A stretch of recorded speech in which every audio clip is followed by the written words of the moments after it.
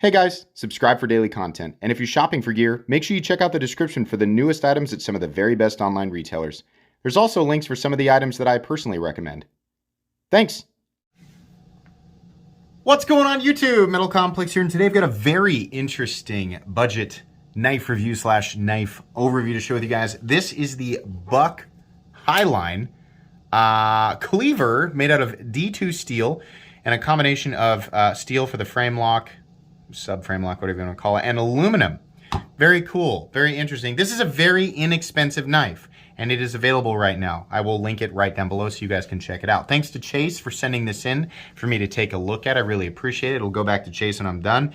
Thanks so much to my generous patrons who are supporting me. There's a link for Patreon right down below as well. And please make sure to follow me on Instagram at metal_complex. Okay, let's go ahead and get a measurement of this guy. Overall length of the Buck HiLine coming in at 7.5 inches or so. Blade length is coming in about 3.35. Yeah. Cutting edge is coming in at about 2.8. Couple of size comparisons here, not going to go too crazy. Up against the Ontario Rat Model 1 and the Ontario Rat Model 2. A little bit bigger than the Rat 2, a little bit smaller than the Rat 1. Up against the Spyderco Para 3. There you go.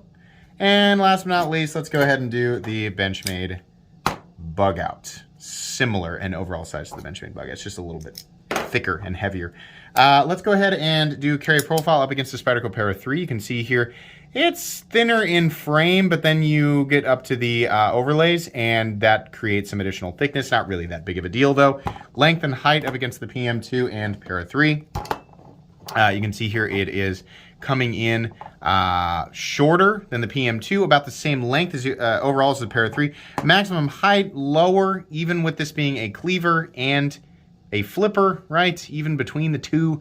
I think the hump in the PM2 and Para 3 is going to be more noticeable in your pocket. So if you're used to carrying those, it should be okay. This is running on bearings, and I got to say the action is pretty good. I mean, again, we're looking at roughly a $35 knife, if I haven't said that yet. Let's go ahead and weigh it.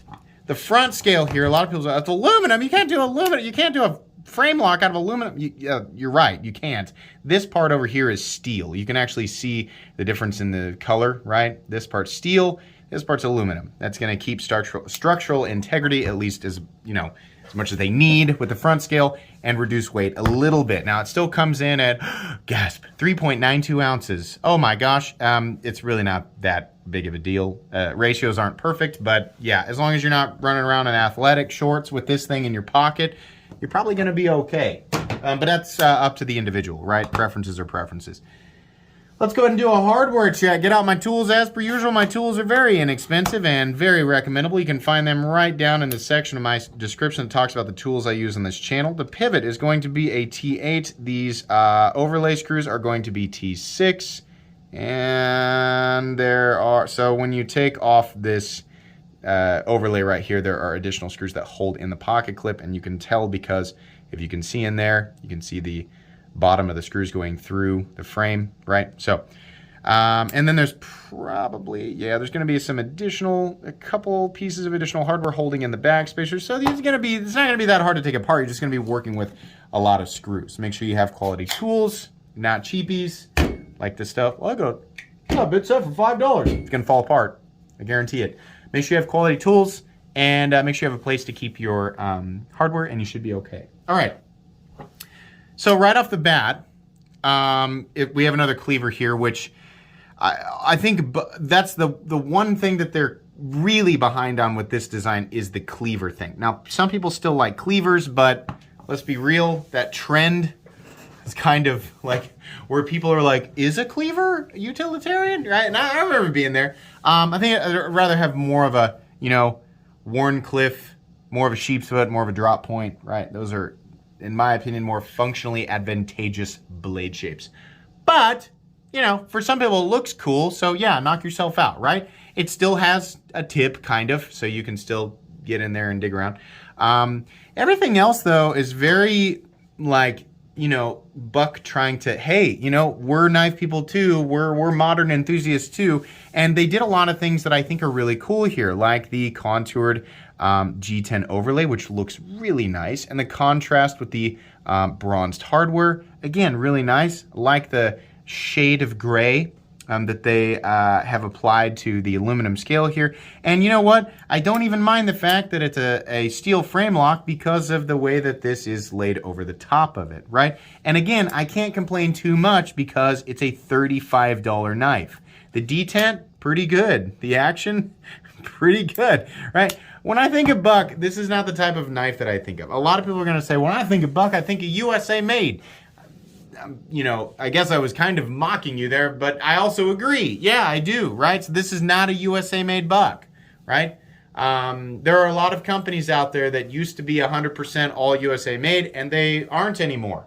That's going to bum some people out. It's just one of those things where you kind of have to just make your own decision and then go forward with your life. Yeah, this does have a lot of those enthusiast elements, but not like the needless ones, right? Where you obsess over some tiny little non-utilitarian element. No, it actually functions really well. One-handed deployment, detent tuned correctly, no double clutch, nice, fairly consistent. In fact, yeah, maybe you're right. In here I got a couple of bumps, but really for the most part it's pretty good, right? I can't complain about it too much. Ergonomically, it's also pretty comfortable. Nice forward choil for choking up. Jimping extends out to a reasonable point. The blade stock thickness, which we actually forgot to measure. Let's go ahead and do that. Oh, can we stand up? Oh, can we stand up? There we go. Buck's like, no! I will not. Okay. Blade stock thickness, what is this, 130 thousandths? Oh no, we're coming in it's a little thick there. 145, really? Okay, well, I have no idea why they decided on that blade stock thickness. It comes down to, I don't know, I mean, it's just good enough for general EDC, right? And, you know, truthfully, maybe it's because it's been used. The taper's pretty good. It's got quite an aggressive hollow grind on it. The guy who sent it to me did mention, you know, hey, I've used this quite a bit. So the edge here has not been resharpened. It could just be that a lot of times when I feel this out, yeah, it's pretty good. It's plenty thin actually behind the edge. In fact, this is feeling quite a bit thinner behind the edge. That's just sometimes, you know, when I feel that out, what I'm feeling doesn't translate correctly. And it's probably because my intuition's not that great.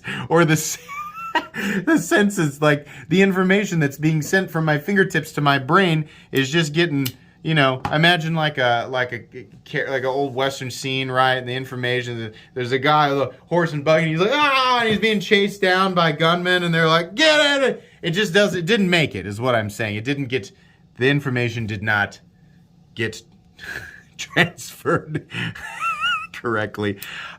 This is actually quite a bit thinner behind the edge than I would have expected. So they do drop pretty aggressively from that 145 thousandths on the spine. What's the hole for up here? No idea. Aesthetic, right? It's for aerodynamics. See, you can't even see it right now because it's moving so fast. That's from the aerodynamics of this hole. No, I'm joking. It's a drainage hole, right? You lift it up out of the water and all the water just drains off. No, I have no idea. It's there. It's not really hurting anything. Weight reduction. No, I have no idea. I see it in a lot of cleaver blades. I honestly don't know. I think it used to be that, you know, like the meat cleavers and stuff, or you could hang them like on the wall so that they were readily, right? So maybe it's just an aesthetic we're all used to.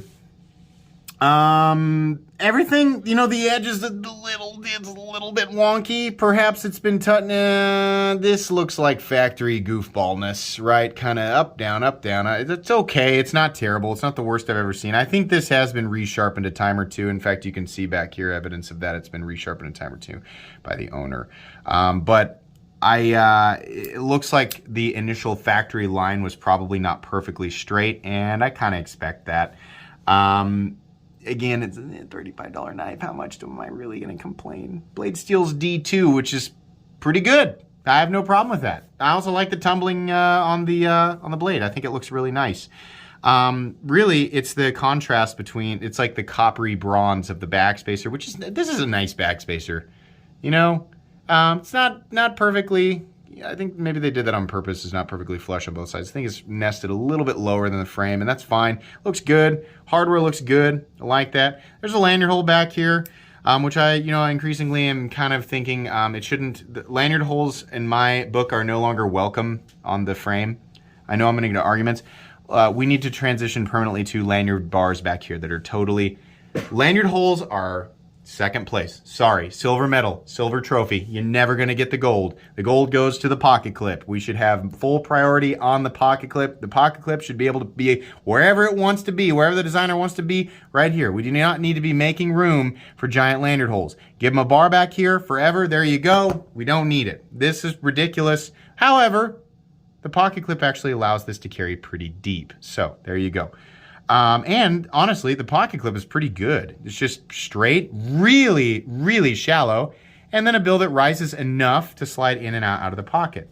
Pretty good. And not really feeling, it's not much of a hot spot. It's pretty good. We're locking up, this is steel lock bar, so no need for a steel lock bar insert because the whole thing is steel. We're locking up at something like 55%. Let's see where the actual line is. There it is right there. Yeah, 60% or so. Lockup, totally solid. Wow. Pivot lash? No, none. Detent's nice and clicky. A little bit off center, but then again, the person who owned this says right in their note, they've been using a detent on it, right? So pretty good.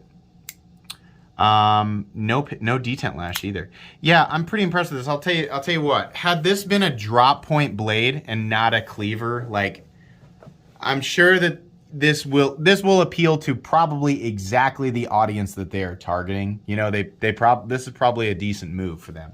I don't know though. I'm not familiar with Buck's sales and how how on target their marketing is. I have no idea. Had this been a drop point or like a sheep's foot blade, this would have been like, holy cow, this is awesome. I hope they do more of this, just with more like regular utilitarian blade shapes. I'm kind of over the cleaver thing.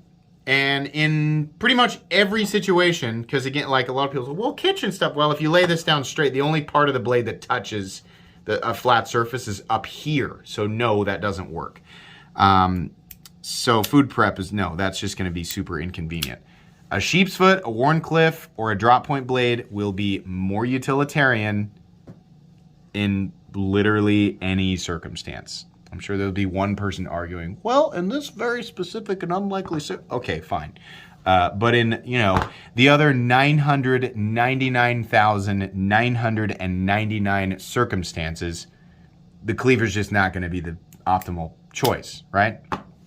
Not to say that a knife enthusiast such as myself does not appreciate, kind of wacky, crazy, but the cleaver thing, like, at this price point, people are, I feel like reason to buy this would be inexpensive, right? Has the convenience, right? It's got all the little aspects that make it a good quality knife at this price point. It just needs to be a more utilitarian blade shape. This is still good though. Honestly, it's still recommended at 35 bucks. Kind of surprised, didn't think that I would. This is a pretty nice knife. Made in China, do with that information what you will, right? A lot of us, we've already made our choices one way or another. But yeah, 35 bucks, wow. This is gonna go on my recommended knives playlist and my cheap knives I like playlist because it's pretty good. Just wish it was a different blade shape. Thanks again to the gentleman who sent this in, Chase. I really appreciate that. Please make sure to follow me on Instagram at metal_complex. If you enjoyed this video, leave a like. If you'd like to check out my other content, I do, of course, have lots of videos of knives that are either expensive or inexpensive that I do or don't like, so check those out. And if you enjoy all my content, go ahead and click on that Metal Complex logo right there and subscribe because there's definitely more coming. Thanks again for watching, everybody, and have a great day.